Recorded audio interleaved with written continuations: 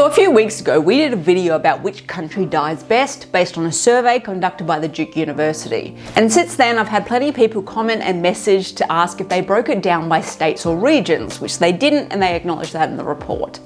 But it got me thinking. So over the next few weeks, we're going to take a look at different countries who have done their own surveys and how different regions ranked for end-of-life care. And today we're going to look at the US because, quite frankly, their stats were the easiest to find, and which you will remember was ranked 43rd in the original report's world rankings. Before we begin, we post death and dying related videos every Friday, so if that sounds like your kind of thing, consider subscribing to the channel. Now let's talk end of life in US states. Every few years, the Center to Advance Palliative Care, which is based at this university in New York City, along with the National Palliative Care Research Center, produce a state-by-state report showing how each state is performing in palliative care. In this video, we're going to use their latest report, entitled America's Readiness to Meet the Needs of People with Serious Illness, a state-by-state look at palliative care capacity, 2024 scorecard. And of course, I will link that report in the description. Now, it should be said that palliative care is used for those who are dying and those who are seriously ill but not dying. It can be used for both, but it's most commonly used for the terminally ill and those with advanced age. So if your state doesn't have it and you're dying, well, I hope you like living reenactments of the 1800s. With that said, each state was scored out of 5, the higher the better, and they were evaluated on the following points: availability to specially trained palliative care professionals, payment for specially trained palliative care services, structures to advance palliative care awareness and access, basic palliative care professional education for all clinicians, structures to meet functional and caregiver support needs. Now, that is all real basic stuff, nothing extraordinary, we're not asking the world here. Additionally, and importantly to note, these scores do not include whether a state had voluntary assisted dying laws or not, and that is for good reason. Firstly, if they did, it would be seen as them advocating for certain values over others, and that would take over the news rather than the actual actions that are happening in each state. But also, VAD is separate to palliative care. You should be able to access high quality palliative care if you choose. You may not be against VAD, but you may also not want it for yourself either, and that's fine. VAD should not be the be-all and end-all when it comes to dying. It should simply be another option, and that's why it was not included in these rankings. Okay, with that, let's look at the results. State rankings. Okay, so for all the US peeps who are watching, go write in the comments what rating you think your state will get. And remember, it's out of 5, the higher the better. Done? Good. Let's have a look. The states with the best palliative care with 4.5 out of 5 stars are Massachusetts and Oregon. Next are those states with 4 stars: California, Connecticut, Illinois, Maryland, New Jersey, and Ohio. A step down to 3.5 stars are Alaska, Colorado, Delaware, Kentucky, Maine, Minnesota, New Mexico, New York, Pennsylvania, Vermont, and Virginia. States with 3 stars are Florida, Hawaii, Michigan, Montana, Nebraska, New Hampshire, Rhode Island, and Washington. Who's starting to get a little bit concerned that it may have been their state that was dragging the pack down in that worldwide survey? With a score of half, or 2.5 stars, are Alabama, Arizona, Indiana, Iowa, Kansas, Nevada, North Carolina, North Dakota, Texas, West Virginia, and Wisconsin.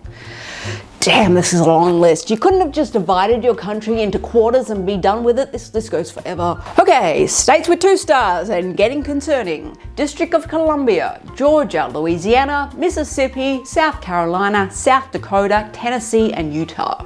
States with 1.5 stars are Idaho, Missouri, and Oklahoma. And finally, bringing up the rear with a whole 1 out of 5 stars are Arkansas and Wyoming. Okay, let's just sit with that for a bit and let me know in the comments if you were surprised where your state came. And for those of us outside the US, are you surprised where some of these states came? Because I was. I thought New York would be higher, and I thought New Hampshire would be higher, Texas as well. I thought Alabama would be lower because of everything you hear about it. And looking at it on the map, it's not what I expected.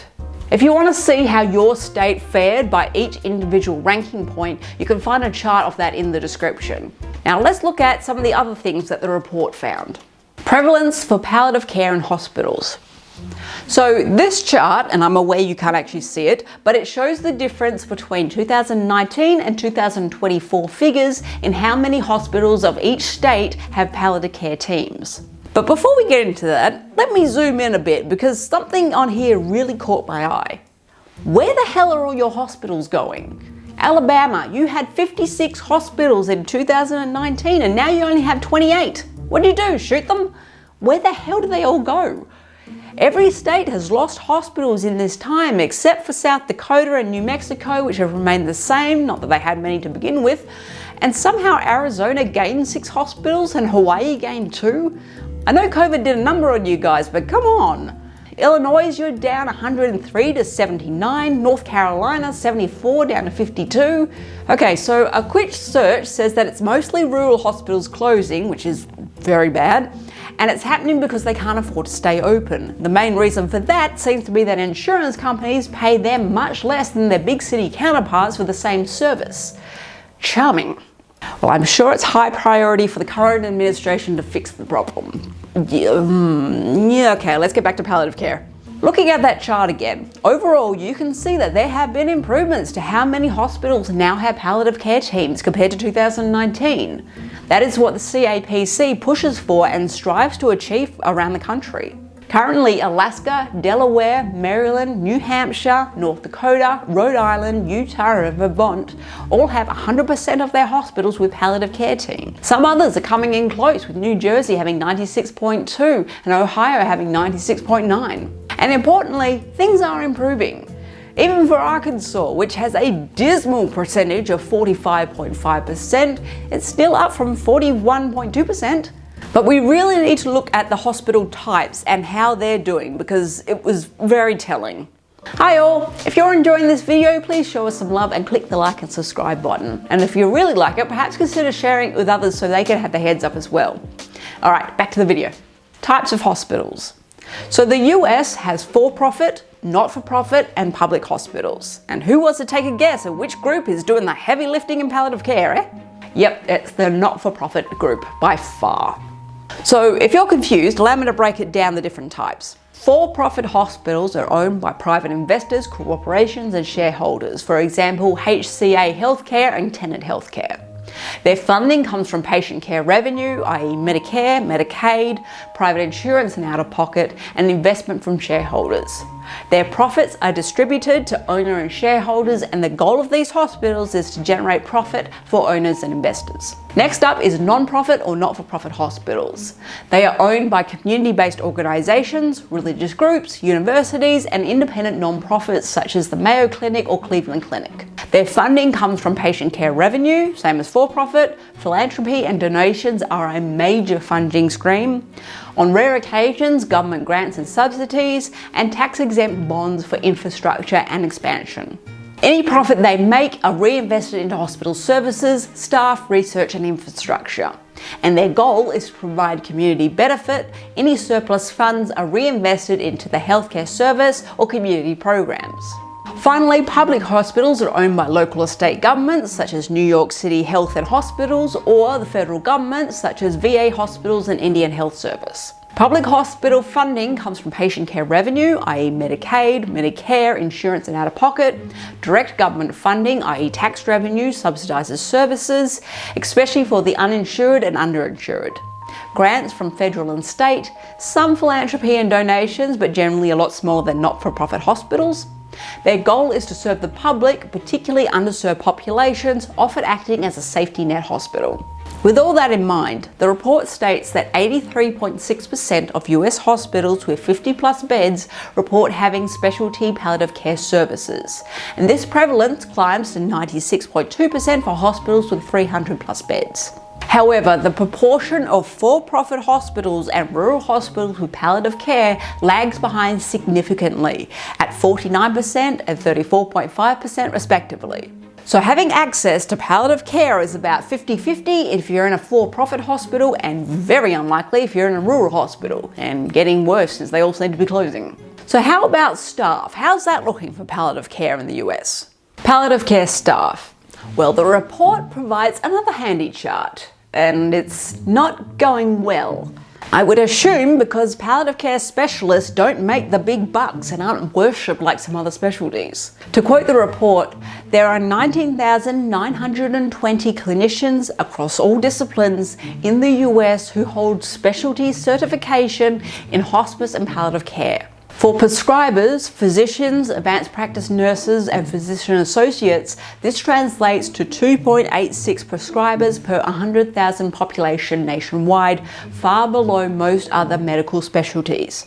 This is not nearly enough to meet estimated demand. And they aren't kidding. With that number, you guys are screwed when the boomers start dropping. Crap. Quick, think of something constructive to say. But the CAPC has been working tirelessly to find a solution, and again, they are making progress. Instead of relying on specialty trained health professionals, because they know people aren't going to train up for that, they have advocated for all healthcare workers to have some level of training in palliative care. 22 states include continuing education on pain management, palliative care, geriatrics, dementia, Alzheimer's, and/or end-of-life care in their physician and nurse licensure requirements. A bit annoying it's not all states, but it's better than nothing. In other states, medical and nursing boards may have incorporated palliative care content into their opioid training standards. So at least pain meds might be able to be used better in those states. The report also states that further through CAPC's clinical education, more than 136,000 doctors, nurses, social workers, case managers, and others have completed courses in communication skills, pain management and safe opioid prescribing, non-pain symptom management, best practice dementia care, and other essential palliative care services. So essentially, the CAPC has said, well, if none of you want to stand up and do the right thing out of the goodness of your own heart, screw it. Now we're going to make you all do it. And hopefully, as more healthcare workers get trained, the level of death avoidance and death anxiety in US healthcare workers will go down, and there will be less over-medicalization in US deaths. Hopefully. So in summary, end-of-life care in the US isn't great, but it is improving. This is why you can't just wait until you are in that position to make decisions about what you want at end of life. You need to research now what is available near you, what funds you have available, and make plans for if something should happen. Have those discussions with your loved ones so they have a concrete understanding of what you want, because they may not be able to rely on the knowledge of hospital staff when it happens. Next up, we will be coming home and looking at Australia's states. And with that, go talk death.